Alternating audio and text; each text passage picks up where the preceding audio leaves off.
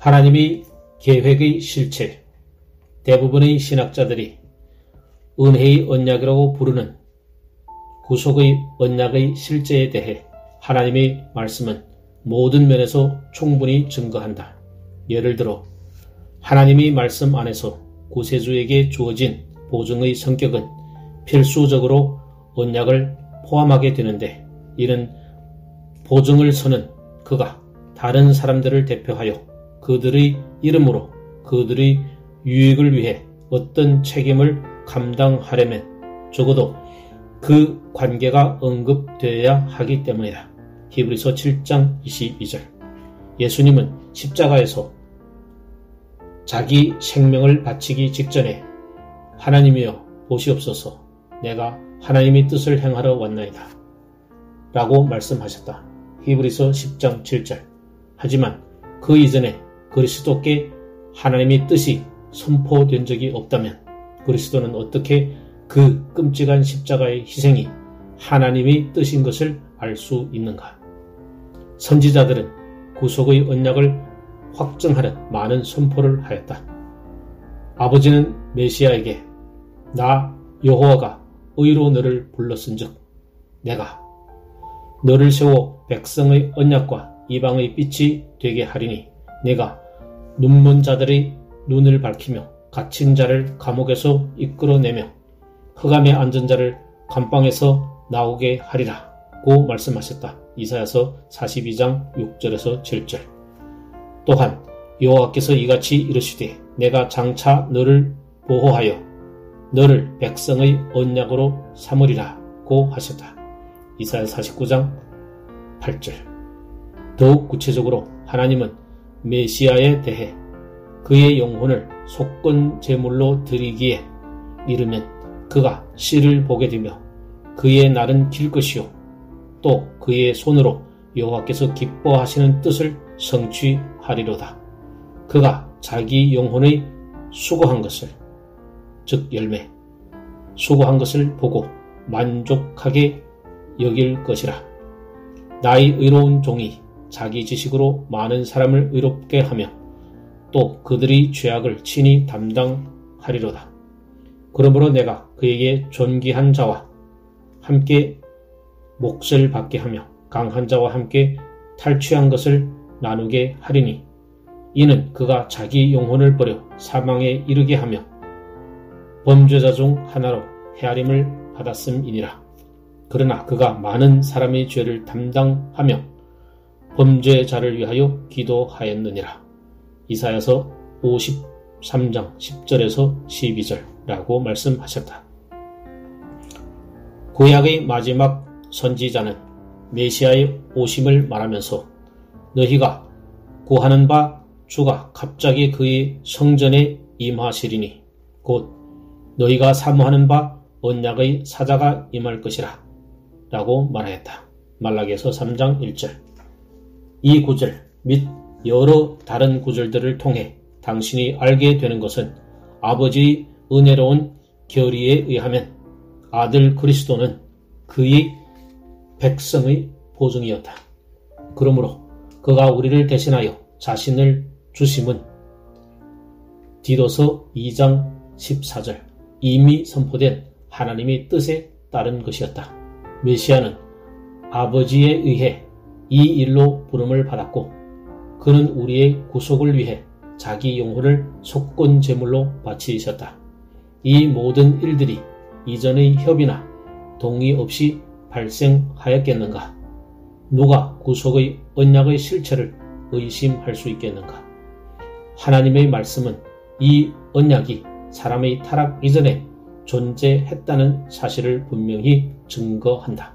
따라서 구속 언약의 실체는 자명한 진리이다. 이 진리는 베드로가 흩어진 나그네와 같은 그리스도인들에게 보낸 서신에서도 잘 나타난다. 너희가 알거니와 너희 조상이 물려준 헛된 행실에서 대속함을 받은 것은 은이나 금같이 없어질 것으로 된 것이 아니요 오직 흠없고 점없는 어린 양 같은 그리스도의 보배로운 피로 된 것이니라. 그는 창세 전부터 미리 알리신 바 대신 이나 이 말세에 너희를 위하여 나타내신 바 되었으니 너희는 그를 죽은 자 가운데서 살리시고 영광을 주신 하나님을 그리스도로 말미암아 믿는 자니 너희 믿음과 소망이 하나님께 있게 하셨느니라. 베드로전서 1장 18절에서 21절. 바울도 동일하게 증거한다. 영생의 소망을 위함이라. 이 영생은 거짓이 없으신 하나님이 영원전부터 약속하신 것이라. 디도서 1장 2절. 하나님이 우리를 구원하사 거룩하신 소명으로 부르심은 우리의 행위대로 하심이 아니요 오직 자기의 뜻과 영원전부터 그리스도 안에서 우리에게 주신 은혜대로 하심이라. 디모데후서 1장 9절. 찬송하리로다. 하나님 곧 우리 주 예수 그리스도의 아버지께서 그리스도 안에서 하늘에 속한 모든 신령한 복을 우리에게 주시되 곧 창세전에 그리스도 안에서 우리를 택하사 우리로 사랑 안에서 그 앞에 거룩하고 흠이 없게 하시려고. 에베소서 1장 3절에서 4절. 그러므로 구속의 언약은 창세전에 이미 있었다. 그 언약의 목적은 그 이름에 표시되어 있다. 그 언약은 사람의 구속 및 구원을 내다보았다. 하지만 이러한 결과를 얻기 위한 그 계획은 필수적으로 영광스러운 성삼위 하나님의 모든 위격의 순결과 공의와 존귀를 영화롭게 해야 한다. 이러한 조건을 만족시키지 못하는 그 어떤 것도 그 언약 안에 있을 수 없다. 만일 이러한 요구를 만족시키지 못하고 인간이 행복을 되찾게 된다면 성부와 성자와 성령은 모독을 받게 될 것이다. 그러므로 언약의 내용은 사람의 구원과 하나님의 영광을 완벽하게 조화시킬 수 있는 것이어야 한다. 당신의 마음 안에 언약의 당사자들이 뚜렷하게 나타난다. 이 사실은 특별한 뭔가를 요구한다. 즉 사람은 언약 대상이 될 수 없다. 그 이유는 그 언약은 창세전에 맺어졌기 때문이다. 물론 사람의 행복이 그 언약이 목적이었던 것은 사실이지만 사람은 그 당시 존재하지 않았다. 언약이 만들어질 때 분명히 사람은 그 언약의 당사자가 아니었다. 그렇지 않다면 구속의 조건을 만족시키는 것은 불가능하였을 것이다. 오직 우리의 본성을 취하시는 하나님만이 전능자의 진노를 감당하시며 완벽한 순종으로 율법을 크게 할 수 있기 때문이다. 이사야서 42장 21절. 천사 역시 마찬가지로 이 언약의 당사자가 될 수 없었다. 그들은 본질적으로 영적인 면에서 사람보다 뛰어나고 또한 훨씬 큰 능력을 가지고 있지만 그들 역시 사람처럼 한계가 있다. 뿐만 아니라 천사들은 다른 피조계에 속하여 있기 때문에 결코 성육신이든지 그 어떤 방법으로든지 제시된 이 구속 계획을 성취할 수 있을 만큼 우리와 관련될 수 없다. 그렇다면 누가 이 언약의 당사자였는가? 그들은 태초에 우리 형상을 따라 우리 모양대로 우리가 사람을 만들자라고 하신 분들이다. 그들은 자신을 우리에게 알려주신 하나님으로서 성부와 성자와 성령의 영광스러운 위격으로 계신 하나님이셨다. 참으로 우리 하나님 여호와는 오직 유일한 여호와시다. 신명기 6장 4절. 그리고 여호와 외에는 다른 신이 없다. 이사야서 45장 21절. 그러나 우리를 구속하는 목적에 있어서는 하나님은 자신을 영광스러운 삼위의 형태로 나타내셨다. 하나님의 각 위격은 본질과 신성에 있어서 동등하다. 각 위격에게 죄는 가장 역겨운 것이었다.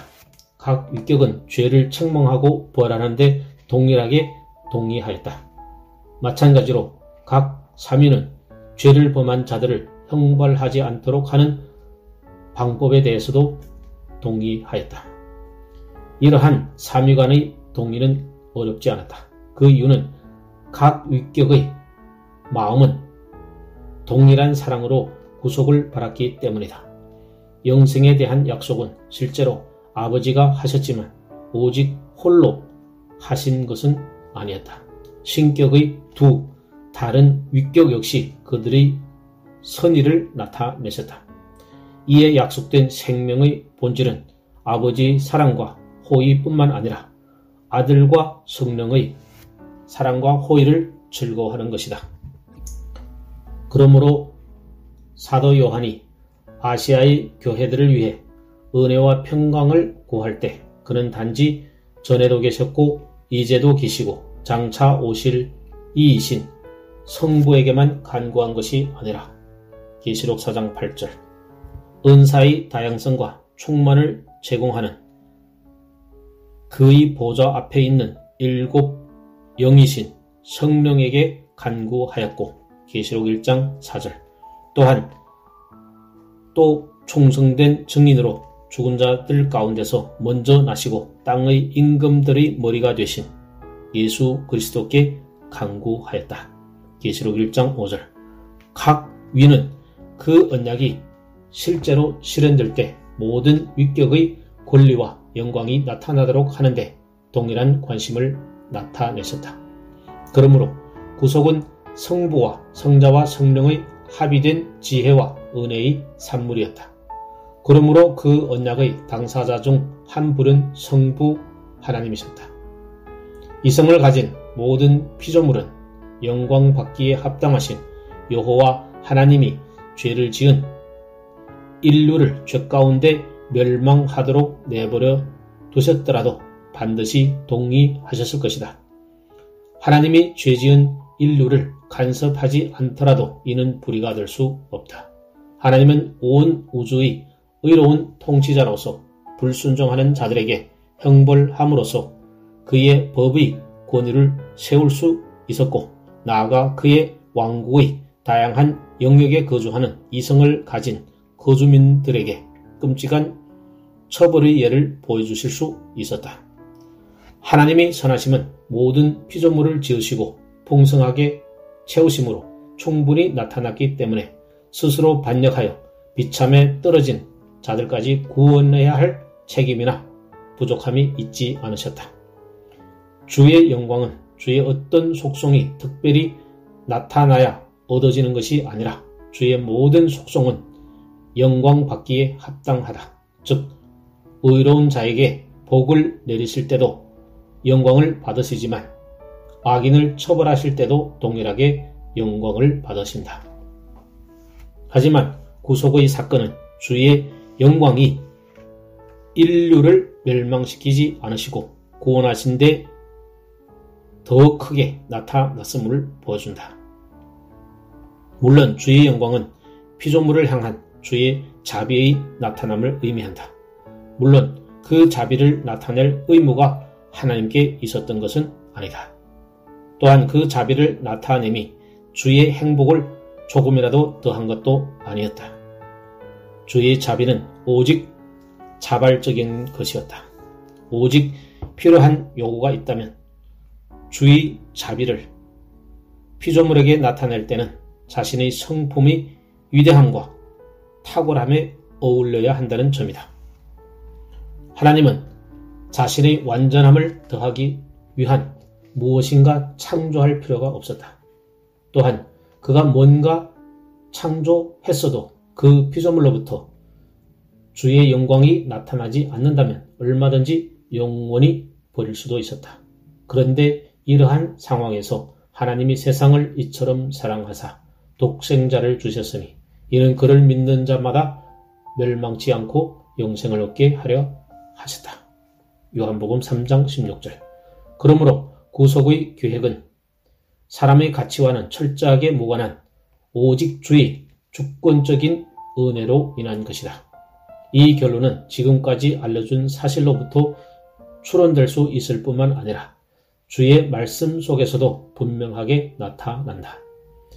우리를 구원하시되 우리가 행한 바 의로운 행위로 말미암지 아니하고 오직 그의 긍휼하심을 따라 중생의 시침과 성령의 새롭게 하심으로 하셨나니 우리 구주 예수 그리스도로 말미암아 우리에게 그 성령을 풍성히 부어주사 우리로 그의 은혜를 힘입어 의롭다 하심을 얻어 영생의 소망을 따라 상속자가 되게 하려 하심이라. 디도서 3장 5절에서 7절. 그 구속의 언약의 또 다른 당사자는 성자 하나님이셨다. 성자의 결의는 성부의 주권적인 결의와 다르지 않았다. 모든 면에서 성부와 성자는 사람들을 향한 동일한 배려에 의해 움직이셨다. 하지만 아들에게만 해당하는 특권이 있었는데 그것은 우리의 본성을 취하시고 첫째 아담처럼 우리를 대표하는 머리가 되시는 것이었다. 이는 우리를 대신하여 하나님의 모든 공의를 만족시키기 위함이었다. 구속의 언약에서 이 부분을 맡으신 주님은 우리를 대신하셨다. 그러므로 그분의 결의는 그가 대표하는 자들의 법적인 부분을 맡기로 한 것이며 최고 입법자에 의해 부여된 그의 백성의 죄하게 된 처벌을 충분히 감당하는 것이었다.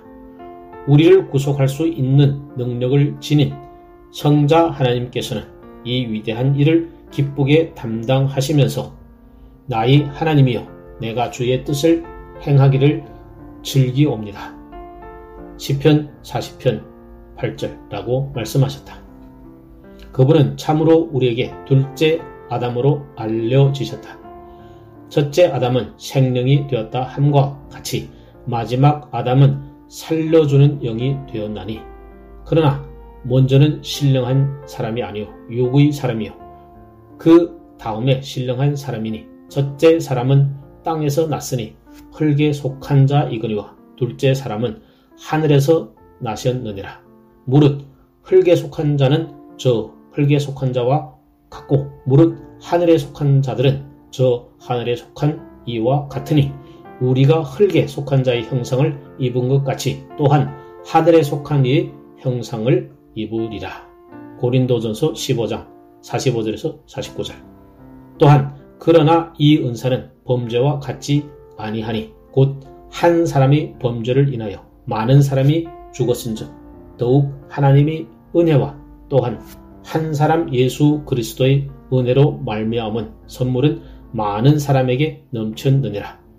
또 이 선물은 범죄한 한 사람으로 말미암은 것과 같지 아니하니 심판은 한 사람으로 말미암아 정죄에 이르렀으나 은사는 많은 범죄로 말미암아 의롭다 하심의 이름이니라. 한 사람의 범죄로 말미암아 사망이 그 한 사람을 통하여 왕노릇 하셨은즉 더욱 은혜와 의의 선물을 넘치게 받은 자들은 한 분 예수 그리스도를 통하여 생명 안에서 왕노릇 하리로다. 로마서 5장 15절에서 17절. 이처럼 아담과 그리스도의 대표성은 분명하게 언급된다. 이 둘이 대표성으로 인한 결과는 달랐다. 하나는 죄책과 부패와 사망의 요인이 되었고 다른 하나는 의와 거룩함과 생명의 요인이 되었다. 우리와 그들의 관계는 유사하다. 아담도 우리를 대표하는 언약의 머리이고 그리스도도 우리를 대표하는 언약의 머리이다. 만일 첫사람이 우리의 언약의 머리가 아니었다면 우리는 그의 타락 때문에 고통당하는 일은 없었을 것이다. 만일 하늘로부터 오신 주님이신 둘째 사람이 우리의 언약의 머리가 아니셨다면 우리는 그분의 순종으로 인한 유익을 아무것도 얻지 못하였을 것이다. 그들에 대한 우리의 관계는 매우 비슷하다. 이에 바울은 한 사람이 순종하지 아니하므로 많은 사람이 죄인 된 것 같이 한 사람이 순종하심으로 많은 사람이 의인이 되리라 라고 말한다. 로마서 5장 19절. 한마디로 말하면 주님은 이 언약에 의해 우리의 중보자가 되셨다. 하나님은 한 분이시요 또 하나님과 사람 사이의 중보자도 한 분이시니 곧 사람이신 그리스도 예수라. 그가 모든 사람을 위하여 자기를 대속물로 주셨으니 기약이 이르러 주신 증거니라. 디모데전서 2장 5절에서 6절. 그 구속의 언약의 또 다른 당사자는 성령 하나님이셨다. 성령 하나님은 동일한 자유 속에서 아버지와 아들의 사랑과 은혜에 동참하셨다. 그분은 사람들이 중생하고 거룩하여지고 영생의 복을 받아 누릴 수 있도록 하는 일을 맡으셨다. 이는 구속의 목적을 이루는 일이다. 구원에 있어서 성부와 성자의 사역만큼 성령의 역사 또한 반드시 필요하다. 사람이 거듭나지 아니하면 하나님의 나라를 볼 수 없느니라. 요한복음 3장 3절. 이 세 분, 즉 성부와 성자와 성령이 구속의 언약의 당사자들이었다. 그리고 그 이후로 각 위격은 구속의 언약에 따라 사람의 구속을 위해 맡으신 부분을 감당하신다. 이와 같이 우리는 언약의 구속이 실제로 존재한 사실을 보았고 그것이 창세전에 준비된 것을 보았다. 그 언약의 목적을 살펴보았고 누가 그 언약의 당사자들이었는지 살펴보았다. 그 언약에 근거해서 하나님은 에덴 동산에서 행위 언약에 담긴 조건을 어기고 타락한 사람에게 그들의 죄와 형벌로부터의 구원자를 예언으로 알려주실 수 있었다. 이에 우리는 온 마음을 다해 사랑의 사도와 함께 감사를 올려야 할 것이다. 우리를 사랑하사 그의 피로 우리 죄에서 우리를 해방하시고 그의 아버지 하나님을 위하여 우리를 나라와 제사장으로 삼으신 그에게 영광과 능력이 세세토록 있기를 원하노라. 아멘.